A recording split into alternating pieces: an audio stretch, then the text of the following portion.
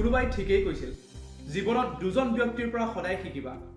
প্ৰথমজন হৈছে সেইজন যিজন ব্যক্তিয়ে জীৱনত সফল হৈছে, কাৰণ তেওঁৰ পৰা জানিব পাৰিবা কি কি জীৱনত কৰিব লাগে।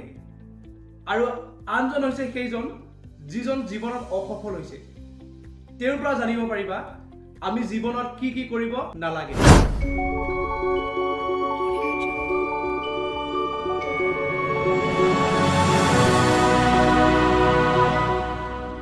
নমস্কাৰ, আজি দেওবাৰৰ পুৱাৰ এটি সৰু কাহিনী লৈ আহিছোঁ। আজিৰ এই কাহিনীটো হ'ল এজন গুৰু আৰু এজন শিষ্যৰ।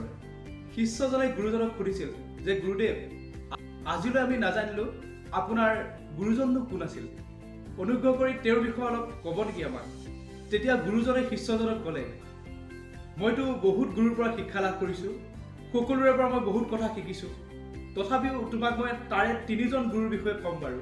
সকলোতকৈ প্ৰথমে যেতিয়া মই নতুনকৈ সাধনা কৰি তপস্যা কৰি শাস্ত্ৰৰ বিভিন্ন জ্ঞান অৰ্জন কৰি আশ্ৰমৰ পৰা ওলাই আহিছিলোঁ, তাৰে কিছুদিনৰ পিছত এদিন গাঁৱৰ মাজেৰে আহি আছিলোঁ। গাঁৱৰ মাজেৰে আহি থাকোঁতে সন্ধিয়া হ'ল, আন্ধাৰো হৈছিল।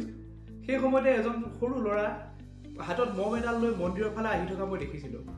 আৰু মই ভাবিলোঁ এই ল'ৰাজনকে প্ৰথমে সুধি চাওঁ, এই ল'ৰাজনকেই আজি মই মোৰ জ্ঞানৰ প্ৰদৰ্শন কৰোঁ প্ৰথমে। তেতিয়া মই ল'ৰাজনক সুধিলোঁ, ভাইটি, তুমি যেতিয়া ঘৰৰ পৰা ওলাই আহিছিলা তেতিয়া মমডালটো নুমাই আছিল, তাৰপিছত তুমি নিশ্চয় জ্বলাই ল'লা। ল'ৰাজনে ক'লে, হয়। এতিয়া তুমি মোক কোৱা যে মমডালত সেই পোহৰ ৰশ্মি, সেই জুই আহিল ক'ৰ পৰা? তেতিয়া ল'ৰাজনে মোৰ সেই প্ৰশ্নৰ উত্তৰ নিদি সি মমডালকে ফু মাৰি নুমুৱাই দিলে। আৰু নুমুৱাই সি মোক ওলোটাকৈ প্ৰশ্ন কৰিলে যে গুৰুদেৱ, আপোনাৰ সন্মুখতেতো মই মমডাল নুমুৱালোঁ, এতিয়া আপুনি মোক কওক, এই মমডালটো জ্বলি আছিল আপোনাৰ সন্মুখতে, এতিয়া ফু মাৰি নুমুৱাই দিয়াৰ পিছত সেই ৰশ্মি, সেই পোহৰ ক'লৈ গ'ল? আপুনি কোনফালে গ'ল দেখিছিলে জানো? আৰু তেতিয়াই মোৰ সকলোবোৰ অহংকাৰ একেবাৰে নোহোৱা হৈ গ'ল। মোৰ জ্ঞানক লৈ, শিক্ষাক লৈ যিটো গৌৰৱ আছিল, সেই গৌৰৱবোৰ একেবাৰে শেষ হৈ গ'ল। আৰু সেই সৰু ল'ৰাজনে মোক শিকাই থৈ গ'ল যে মানুহ ইমানো জ্ঞানী হোৱাৰ প্ৰয়োজন নাই, ইমানো জ্ঞানী দেখুৱাৰ প্ৰয়োজন নাই। কেইমাহমান পাছত মই ভ্ৰমণ এটাৰ বাবে ওলাই গৈছিলোঁ। ভ্ৰমণটোৰ পৰা গৈ থাকোঁতে ৰাস্তাৰ কাষতে এটা নলা দেখিলোঁ। নলাটোত এটা কুকুৰে পানী খাবলৈ চেষ্টা কৰি আছে। পানীত তাৰ ছাঁটো দেখি সি পুনৰ আকৌ পাৰলৈ গুচি আহে। এনেদৰে সি পানী খাবলৈ চেষ্টা কৰে, কিন্তু পানীত তাৰ ছাঁটো দেখি ভয় কৰি পুনৰ পাৰলৈ গুচি আহে। আৰু এই ঘটনা চাবলৈ মই নলাটোৰ পাৰতে কিছু সময় ৰ'লোঁ। চাব বিচাৰিলোঁ যে কুকুৰটোৱে কিমান সময়লৈনো এনেদৰে থাকে। তাৰপিছত কুকুৰটোৱে বাৰে বাৰে প্ৰায় 10-12 বাৰমান সি তেনেদৰে এবাৰ নলাটোৰ ওচৰলৈ যায়, নলাটোত তাৰ ছাঁটো দেখি সি ভয় কৰি পুনৰ পাৰলৈ গুচি আহে। শেষত সি কিছুদূৰ পিছুৱাই গৈ পুনৰ নলাটোত জাপ মাৰি দিলে। আৰু নলাটোত জাপ মাৰি কিছু সময়ৰ পিছত নলাটোৰ পৰা উঠি আহিল। সি বহু সময় ধৰি পানীৰ পিয়াহত আছিল, যাৰ বাবে সি পানী নোখোৱাকৈ যাব নোৱাৰে আৰু পানীৰ কাৰণে ভয় কৰি আছিল। কিন্তু শেষত সি সাহস দেখুৱাই নলাটোত জাপ মাৰি দিলে আৰু পানী খাই নলাটোৰ পৰা পুনৰ উভতি গুচি আহিলে। এই ঘটনাটোৰ পৰা মই এইটোৱে শিকিলোঁ যে আমাৰ জীৱনত ভয় আহিবই, ভয় লাগিবই। যেতিয়ালৈ তুমি সাহসেৰে যুঁজ নিদিয়া, যেতিয়ালৈ তুমি সাহস নেদেখুওৱা, যেতিয়ালৈ তুমি সফল নোহোৱা, তেতিয়ালৈ তোমাৰ জীৱনত ভয় আহিবই। আৰু যেতিয়াই তুমি সাহস দেখুৱাই সাহসেৰে যুঁজি সেই ভয়ক অতিক্ৰম কৰিবা, সফলতা লাভ কৰিবা, তেতিয়াই তোমাৰ সেই ভয় একেবাৰে সম্পূৰ্ণৰূপে নোহোৱা হৈ যাবগৈ, তোমাৰ পৰা ভয় আঁতৰি যাবগৈ। আকৌ এদিনৰ কথা, মই ভ্ৰমণত এনেদৰে ঘূৰি ফুৰোঁতেই এদিন এখন গাঁৱৰ পৰা আন এখন গাঁৱলৈ আহি থাকোঁতে মাজনিশা হৈ গ'ল। আৰু মাজনিশাৰ সময়ত সকলোবোৰ নিতাল ঠাই আছিল, নিজন জাল আছিল। আৰু আহি থাকোঁতে যথেষ্ট অৱশ হৈ আহিছিলোঁ। আহি থাকোঁতে সেই গাঁওখনত এজন মানুহক মই লগ পালোঁ। মানুহজনক দেখিলোঁ, মানুহজনে এখন ৱাল ভাঙি আছিল। আৰু মই তেওঁৰ ওচৰলৈ সহজভাৱে আহিলোঁ।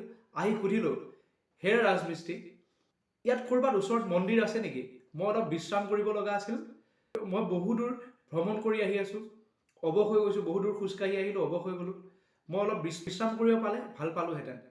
আৰু মানুহজনে হাঁহি মাৰি ক'লে, মই এজন চোৰহে হয়, মই কোনো ৰাজমিস্ত্ৰী নহয় আপুনি ভবাৰ দৰে। আৰু মই এই ৱালখন এইটোৰ বাবে ভাঙিছোঁ যাতে মই সহজে চুৰ কৰিব পাৰোঁ, চুৰ কৰিব পৰা ৰাস্তা বনাই আছোঁ। আৰু তেতিয়া মই ক'লোঁ, তুমি ৰাজমিস্ত্ৰী হোৱা বা চোৰে হোৱা মোৰ কোনো আপত্তি নাই, তুমি কেৱল মোক কোৱা যে ওচৰত মন্দিৰ ক'ত আছে, মই অলপ বিশ্ৰাম কৰিব লাগে, মই যথেষ্ট অৱশ হৈ আহিছোঁ।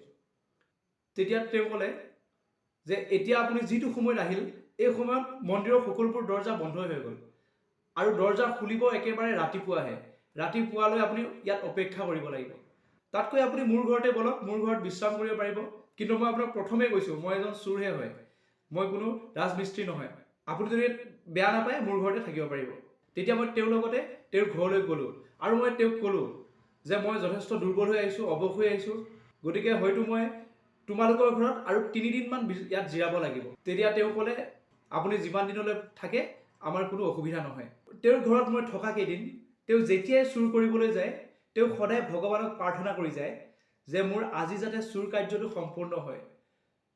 2-3 ৰাতি তেওঁ চুৰ কৰিব গৈছিল যদিও চুৰ কৰিব নোৱাৰাকৈ উভতি আহিছিল। যেতিয়া তেওঁৰ ঘৰলৈ উভতি আহে চুৰ কৰিব নোৱাৰাকৈ, তেওঁৰ মুখত কিন্তু কোনো ধৰণৰ হতাশ ভাৱটো নাছিল। তেওঁ সদায় এইটো প্ৰেৰণা লৈ আহিছিল যে আজি নোৱাৰিলোঁ অহাকালি নিশ্চয় পাৰিম, আজি নোৱাৰিলোঁ অহাকালি নিশ্চয় পাৰিম। শেষত এনেকুৱা এটা ৰাতি আহিল তেওঁ চুৰ কৰি লৈ আহিল আৰু মোক ক'লেহি যে আজি মই চুৰ কৰি লৈ আহিলোঁ। আৰু তেতিয়াই মই তেওঁক কৈছিলোঁ তোমাৰ পৰা মই এটা কথা শিকিলোঁ, মানুহে যেতিয়া নিৰন্তৰ চেষ্টা কৰি থাকে, প্ৰয়াস কৰি থাকে, এদিন নিশ্চয় সফল হ'বই। কিন্তু তথাপিও তুমি মোক বেয়া নাপাবা, তোমাৰ এই কামৰ বিষয়ে মই ৰজাক কিন্তু ৰাতিপুৱাই জনাই দিম। কাৰণ ইমান সুন্দৰ এজন ল'ৰা, তোমাৰ এই কামৰ উচিত প্ৰায়শ্চিত্ত হ'ব লাগিব। ইমান সুন্দৰ এজন ল'ৰা, ইমান সুন্দৰ চেহেৰা তোমাৰ, তুমি ভাল কামত থাকা, কিয় ইমান বেয়া কামত থাকিব লাগে? তুমি চুৰ কৰিছা, চুৰ কৰাৰ দৰে বেয়া কাম কিয় কৰিব লাগে? কিন্তু তথাপি তেওঁ কোনো ধৰণৰ মাত নামাতিলে মোলৈ।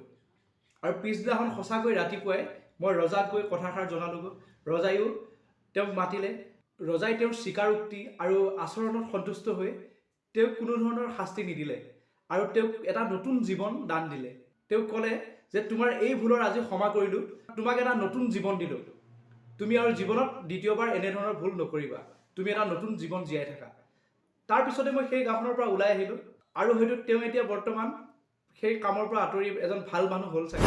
জীৱনত মই বহুকেইজন গুৰু পালোঁ, তাৰ ভিতৰত এই 3জন গুৰুৱে মোক জীৱনত বাৰে বাৰে বহুতো ভাল কথা শিকাই থৈ যায়। আকৌ ক'ব বিচাৰিছোঁ যে জীৱনটোৱে হ'ল আমাৰ আটাইতকৈ ডাঙৰ গুৰু, জীৱনৰ সমান আৰু গুৰু নাই। আমি জীৱনত প্ৰতিটো দিনত, প্ৰতিটো মুহূৰ্তত, প্ৰতিটো সময়ত এটা সদায় নতুন কথা এটা শিকি গৈ আছোঁ। জীৱনৰ পৰা যিটো আমি শিক্ষা লাভ কৰিছোঁ প্ৰতিদিনে, সেই শিক্ষাটোৱে আমাৰ জীৱনত সফল হোৱাত আটাইতকৈ ডাঙৰ ভূমিকা গ্ৰহণ কৰিব।